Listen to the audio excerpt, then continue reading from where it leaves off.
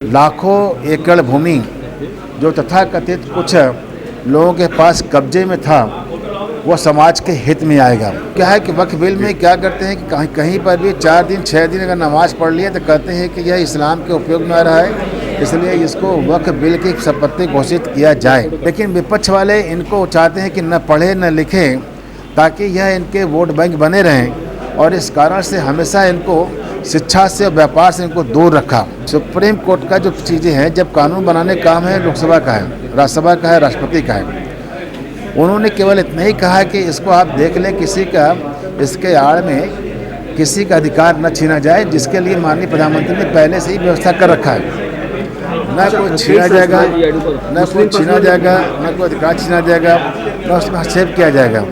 अभी तक क्या था कि वक्फ बिल में जितने मेंबर होंगे सब भाई मुसलमान होंगे।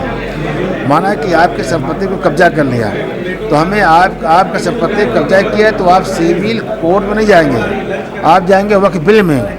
वक्फ बिल में कौन रहेगा? तो मुसलमान भाई रहेंगे। सरकार ने कहा कि यह चीज़ें हम जो समुदाय के लोग कर रहे हैं उसमें बाकी लोग भी रहें, जो कि धर्म के निगाह से न देखें, उसको देखें लीगल के हिसाब से।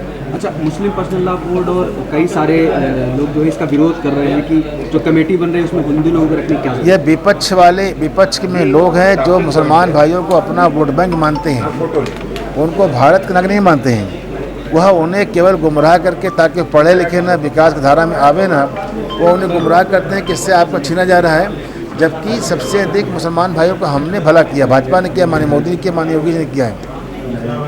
हम उनको आवास से लेकर के हर योजनाओं में 30% जितना उनकी आबादी है वो पूरा अधिकार उनको देते हैं। तो क्या मुस्लिम पर्सनल लॉ बोर्ड मुसलमानों को गुमराह कर रहा है? क्या चीज़ है? गुमराह कर रहा है, आपने कहा। देखिए, कांग्रेस ने किया क्या है? मुस्लिम पर्सनल मैं अभी उसी बात रहा हूँ। कांग्रेस ने किया क्या है, तो आप विषय से आप टच से हट रहे हैं। पर्सनल मुस्लिम लॉ बनाया मुसलमानों के लिए, पाकिस्तान को बटाया मुसलमानों के लिए, बांटा बांग्लादेश मुसलमानों के लिए। ये सब उसने केवल एक वर्ग विशेष को खुश करने के लिए काम किया है। बिल संशोधन 2025 समान व्यक्तियों की संपत्ति की रक्षा के लिए, और जो लोग इस पर काबिज होकर के अपना व्यक्तिगत संपत्ति मान रहे थे वह उससे मुक्त होकर के समान व्यक्ति के लिए, चाहे वो हमारे मुसलमान भाई हो चाहे समान जाति के लोग हैं, उनके विकास के रूप में उपयोग किया जाएगा। स्कूल खोले, मदरसे खुले, अस्पताल खुले, और उनके सार्वजनिक सामुदायिक हाल बने जहाँ सब इसका इस्तेमाल कर सकेगा।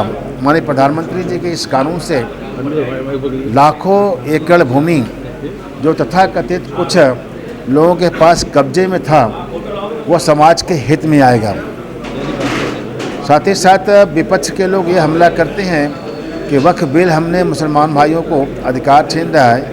वास्तव में मुसलमान भाइयों को सबसे बड़ा हितैषी कोई है तो भाजपा है, माननीय मोदी जी, माननीय योगी जी है।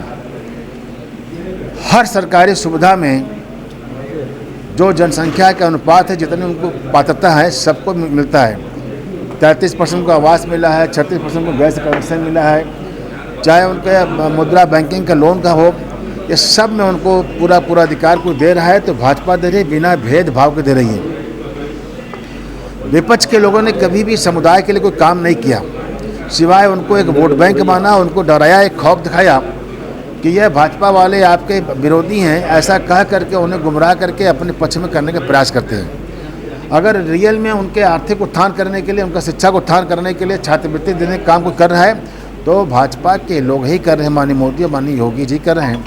टेक्निकल एजुकेशन से लेकर के हायर एजुकेशन से लेकर मेडिकल के एजुकेशन तक में छात्रवृत्ति की व्यवस्था की है तो माननीय मोदी जी ने किया है। लेकिन विपक्ष वाले इनको चाहते हैं कि न पढ़े न लिखें ताकि यह इनके वोट बैंक बने रहें, और इस कारण से हमेशा इनको शिक्षा से और व्यापार से इनको दूर रखा।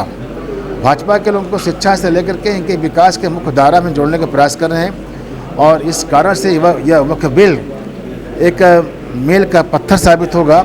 आने वाले दिनों में भारत के अंदर एक विकास गाथा में एक नया आयाम जुटेगा, और साथ ही साथ जो कुछ लोग इस पर काबिज किए हुए हैं, इस पर बना करके NGO बना करके वक्फ बिल बना करके ये जो कब्जा किए थे, यह दर्द सिर्फ उनको ही है, उनके संपत्ति आम जनता का उपयोग में अब आएगा।